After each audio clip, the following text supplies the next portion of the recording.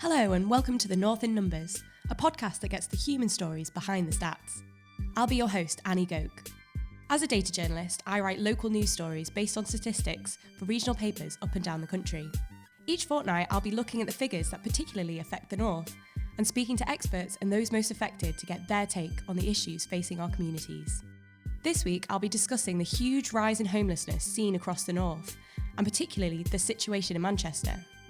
You'll hear from some of those that are sleeping rough on the streets, a young mum being housed in temporary accommodation, two of the many local charities striving to make a difference, and the political editor of the Manchester Evening News. I've slept in loads of random places. I've slept in car parks, airports, hospitals, tents. Been attacked, been robbed. Yeah, it's been mad. But put it as the toughest thing I've had to go through. George is just 22 years old and has been living on the streets of Manchester for the last 18 months. He's one of hundreds of people across the North who found themselves sleeping rough in the last few years. The latest official government count estimated that there were 740 people rough sleeping across the North in 2018, but many believe that figure is a huge underestimate. Risha Lancaster is the founder of Coffee for Craig, a homeless charity that has been operating in Manchester for the last 6 years.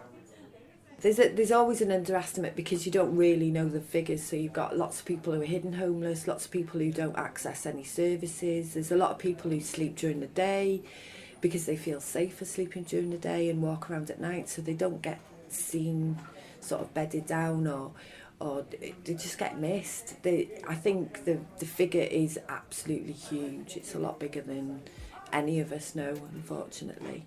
However, while the government figures are flawed, what they do show is that the problem has been getting worse. The 740 rough sleepers counted in the North in 2018 is nearly 3 times as many as the number counted in 2010, when there are 264 people estimated to be living on the streets. And while in some regions, such as the South East and South West, the number has improved in the last year, across the North it's continuing to rise. John Ryan is the hub manager of the Greater Manchester branch of Shelter, a national housing and homelessness charity. Well, it is utterly shocking that the figures are still rising, and rough sleeping is still a major problem in all of our cities. If you walk around the streets of Manchester or Liverpool, you will see increased numbers of people, and that's been happening year on year. It's the perfect storm, really, where the benefit, the universal credit benefit cuts, rising rents, and the inability of people to, even the safety net, really, that's been eroded. So that people are falling through, they're hitting bottom. Poverty is really kind of quite key for a lot of people. You know, they hit the bottom and it's very hard to get off the ground. The problem is particularly bad in Manchester, which has seen the number of rough sleepers counted increase 17 times since 2010, the biggest increase out of anywhere in the North. The number counted in the city nearly doubled in the last year alone, rising from 123 rough sleepers in 2017 to 217 in 2018. Manchester Council have said that they are working hard to provide both accommodation and the support needed to help people get off and stay off the streets.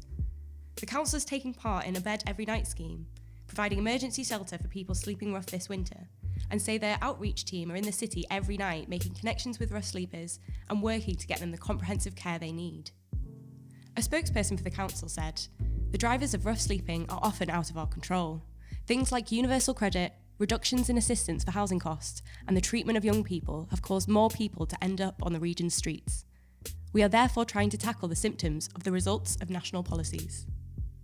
Numbers seem to increase every sort of year, and I think that's mostly down to austerity and the things that the government are doing to us, really. Poverty, we've got people in extreme poverty, we've got people who are just hopeless and helpless, and it's absolutely horrendous out there. This shouldn't be happening at this day and age. Not in, 2019. What are we doing? Why are we letting people sleep on the streets? It's ridiculous. It's a humanitarian crisis at the end of the day. But it's not exactly what I envision my life. I want it to be. I want a nice house and a car and good life, yeah. I know I'll achieve everything that I want in my life because, as I said before, that there's people that have been homeless and achieve big things. It doesn't get in the way of what you want to achieve because if you're strong, you overcome it. It just takes time, patience is the key word, and resilience, not to give in. Jen Williams, political editor for the Manchester Evening News, says that the rising number of rough sleepers in Manchester has become visibly worse in recent years, particularly as certain drugs have arrived on the scene.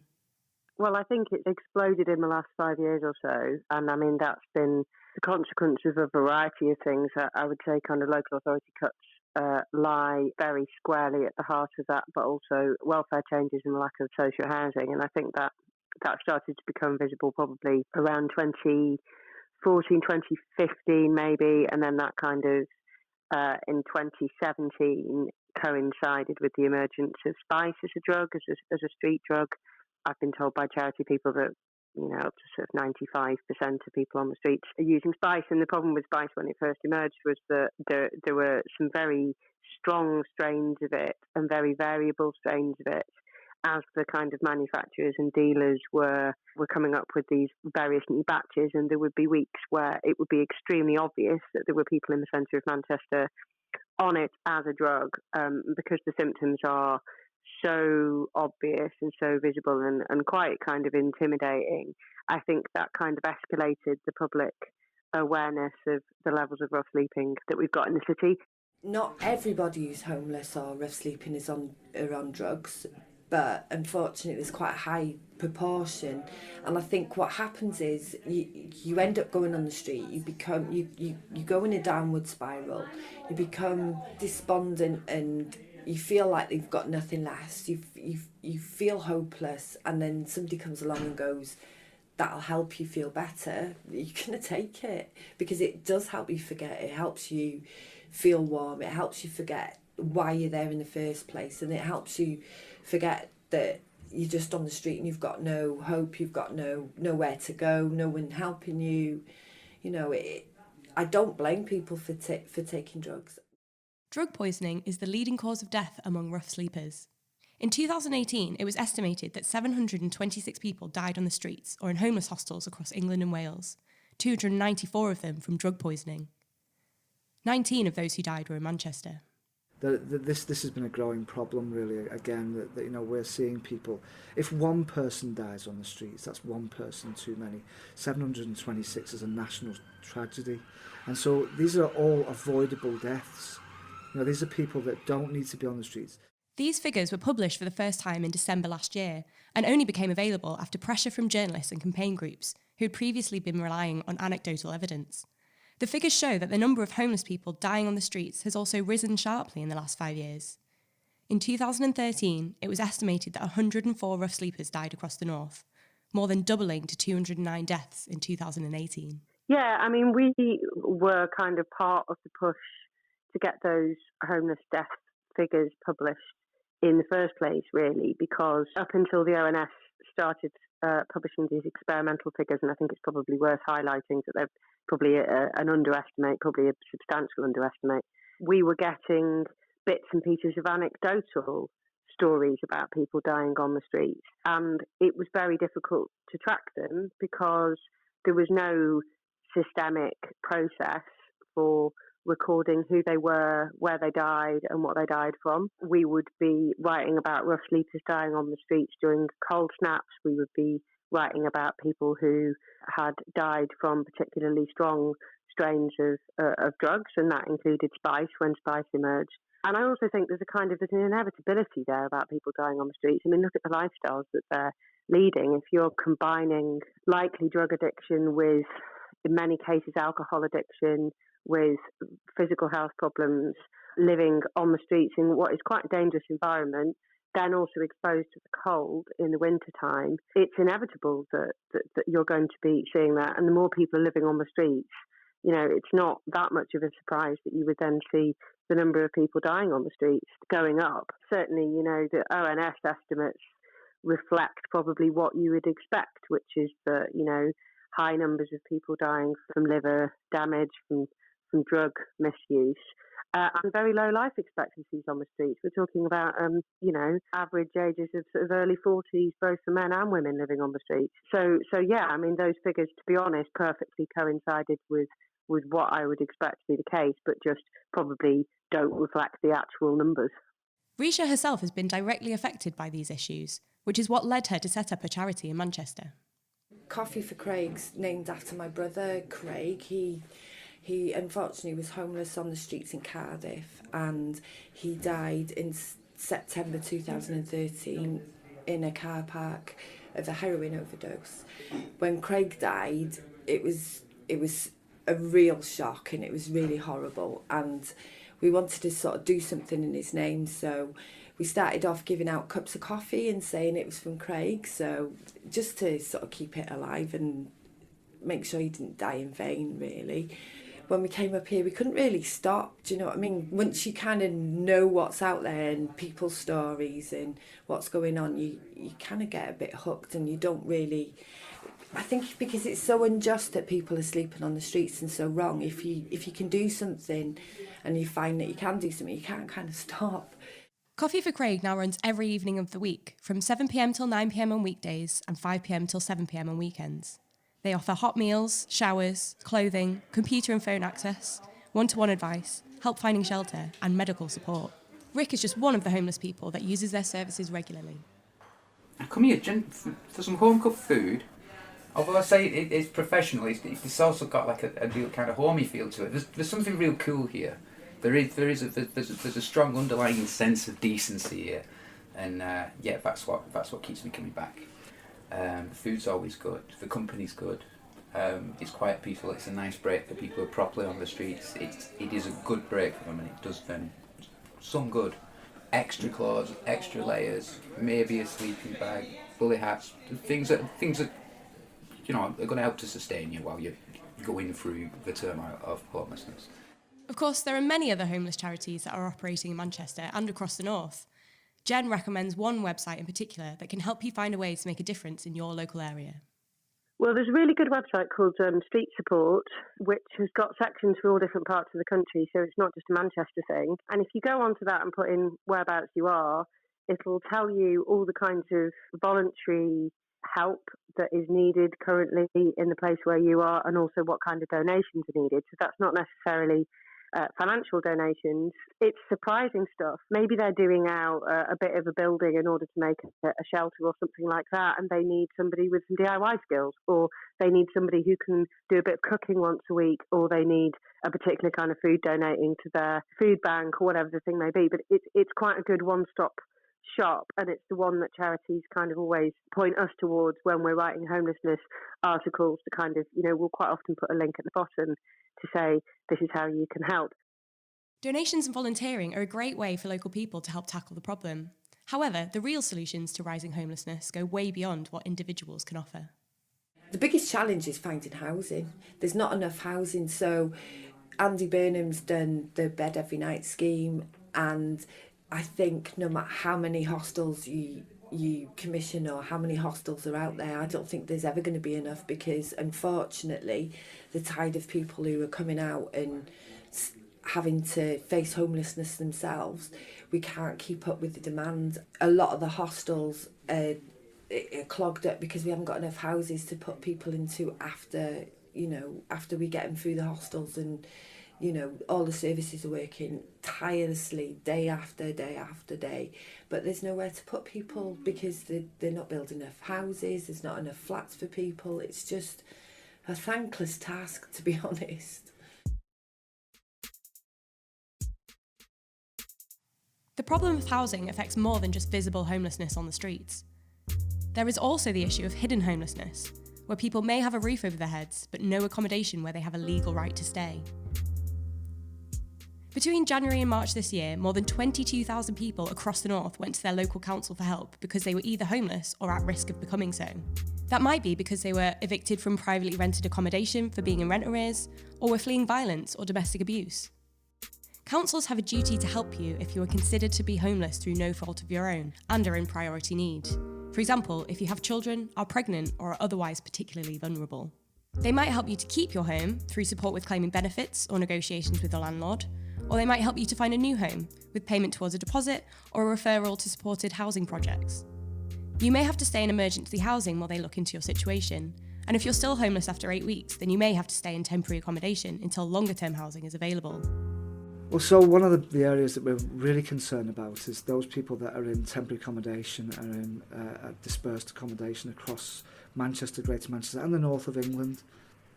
We're seeing just across Greater Manchester over 2,000 people, families, living in temporary accommodation. And this isn't just about numbers, and this is about people, families, children. This is children who are losing out on their health because they're having to move GPs or they can't get registered with a GP because they're in an address that then can move again very quickly. This is children who have to move schools sometimes 3 times in the same number of years. All affects their life chances and their well-being. We've heard stories from mothers who don't feed themselves because they can't afford to, but they're feeding their children and ending up in hospital themselves. We've heard stories about children's mental health being grossly affected by not having a route and a place to root, to have friends. So we've seen, so the effects of the housing crisis, the housing emergency, are far-reaching, but there's a human cost to this, and it goes way beyond the figures. What the figures do show is that, like rough sleeping, the number of people being housed in temporary accommodation has soared massively in the last decade.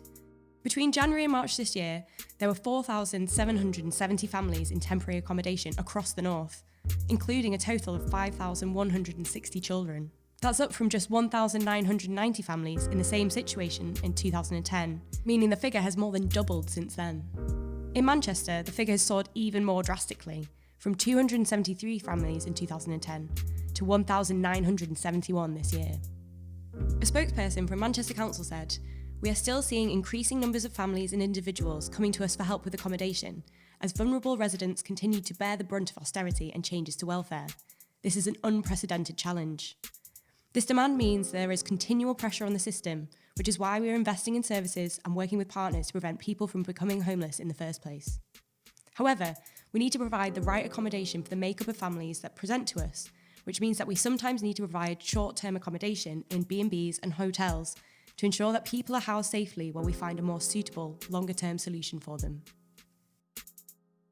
Yeah, it's a kind of catastrophic rise. Manchester Council, even if you just look at the spending on their temporary accommodation, is just absolutely extraordinary. They've been spending about £2.9 million about 5 years ago, and they're now on course to spend about £19 million this year. And they certainly, during the course of this year, pretty much every month, they've seen an increase in people coming through the door seeking help. The problem that Manchester's got is they haven't got anywhere to put people. So they're seeing, I think they saw 1,700 people come through the door for help with homelessness in September. They simply have not got the accommodation in a city that is under as high demand as Manchester is to put people. When you're looking to place a family in temporary accommodation, suddenly, you don't have very many options. And so increasingly they will be sent to other parts of Greater Manchester, which may not sound like a big deal, but if you've got to get 4 bus journeys to get your kids to school in the morning, it starts to become a big deal. And that's just one way in which it affects people's lives when they're placed 10 miles away. Nadia is a mum of 3 who first became homeless in April 2018. I was attacked at the property I was living at in Crunsell. It was a private rented property, and I was attacked by a neighbour. And then from there, the police told me they didn't have enough manpower to arrest her and deal with her 6 children. So they told me to flee. And that would be the best thing for me to do, is to flee. So that's what I did. And was never supported in that decision. Was just left to go and do it and give everything up in Crunsell. To begin with, Nadia and her children were placed in a B&B in Manchester. It was more of a rehabilitation centre for single adults. A family should never have been put in there. My children were exposed to drugs in the corridor, stinging their eyes.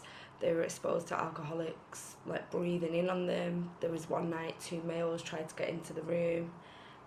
We were at the very top, so we had no way of communicating with downstairs that this was happening. It was isolation again. We just stayed in the room. I had to drop the kids to school every morning, still in Crunsell.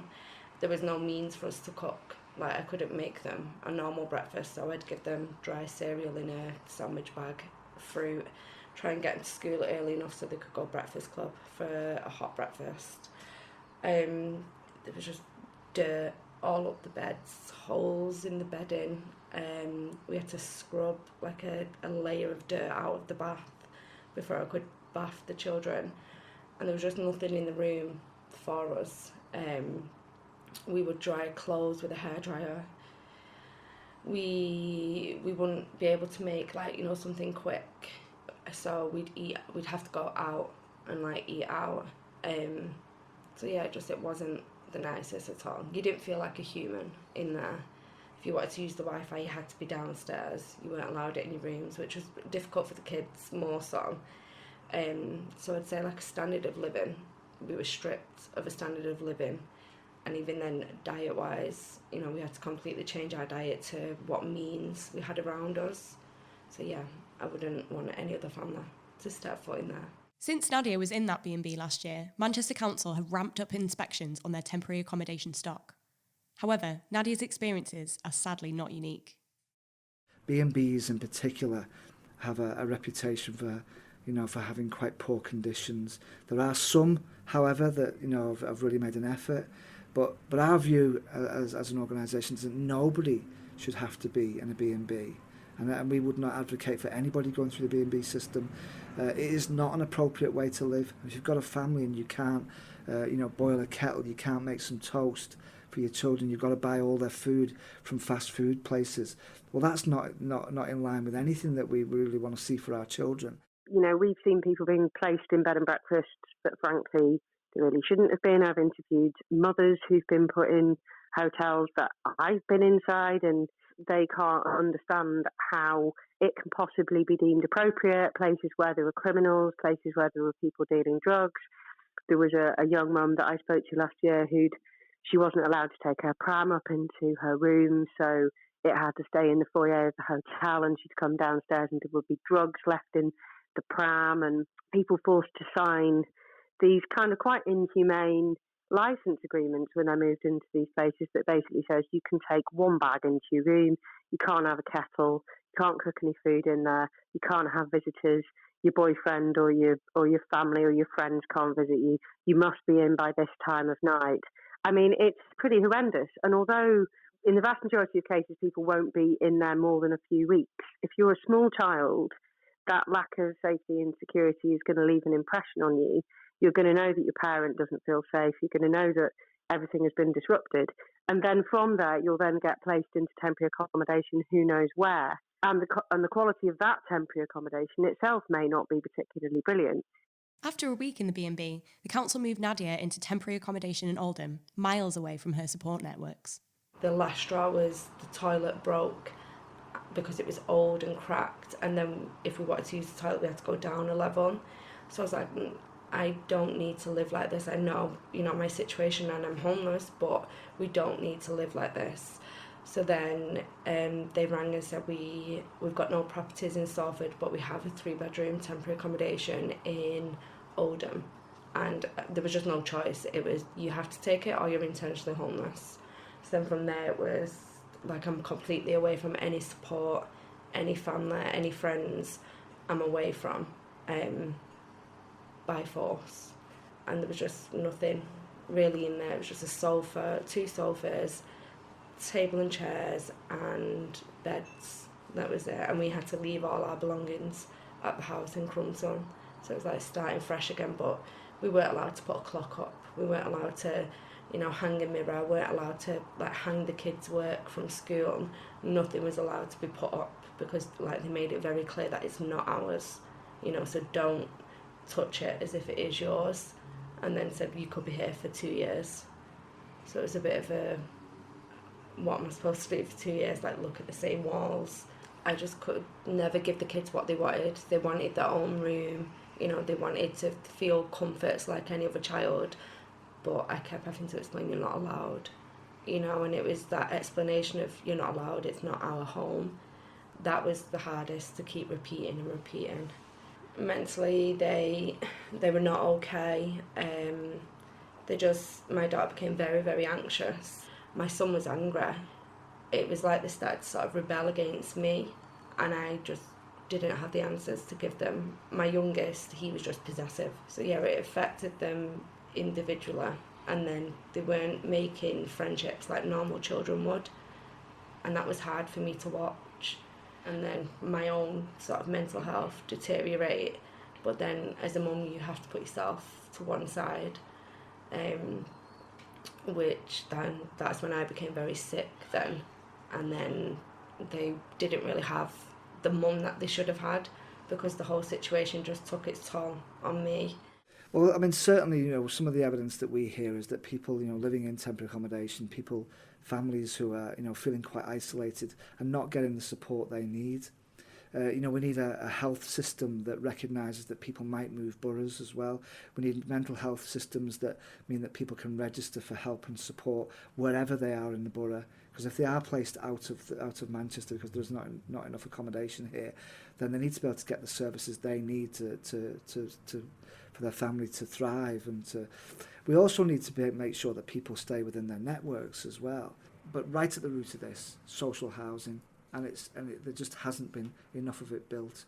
And our ask is that nationally we need, over the next 20 years, 3.1 million homes built. We need 90,000 a year just to keep up with the demand as it grows over the next 20 years. Manchester Council say they build hundreds of affordable homes every year. A spokesperson for the council said, Manchester has one of the highest rates of social housing in the country, with roughly 68,000 social homes. However, we face a huge demand, with roughly 5,000 households currently on the housing register in need of rehousing. After living in temporary accommodation for over a year, Nadia and her children were given long-term social housing this summer and have started to piece their lives back together. She's using her experience to speak out about the problem in the hope that it will bring change and prevent others from going through the same hardships. I never imagined that I would stand up and sort of speak about the whole experience in front of anybody other than like a therapist, really. But I just felt like the numbers are getting larger, and there's more families. And if another family is placed where we were placed and then put through the same process that we were put through, how many more damaged families is there going to be in a year's time, in 2 years' time? So inside me, it was like, that's sort of what I'm passionate about now, that homelessness, this face of homelessness is not present. Like rough sleeping is because it's there, whereas this is more systematic. This is, we're a number in the system, and it was a case of, no, people need to know that there's faces, to their numbers. Like, we're not just a 1+3. Like, I'm me and my children, they're their own people as well. So I feel like if I speak about it, make the right people aware of the process and what it does do, how it does tear families apart, how it breaks people down, then something will change within the system, which will mean nobody else will go through it, and I think it'll give purpose to why me and my children went through it. Thank you for listening to the first episode of The North in Numbers with me, Annie Gouk. And thank you so much to all my guests for sharing their stories. Join us next time on the 6th of December, when we'll be celebrating the boom in restaurants scene across the north. The North in Numbers is a laudable production.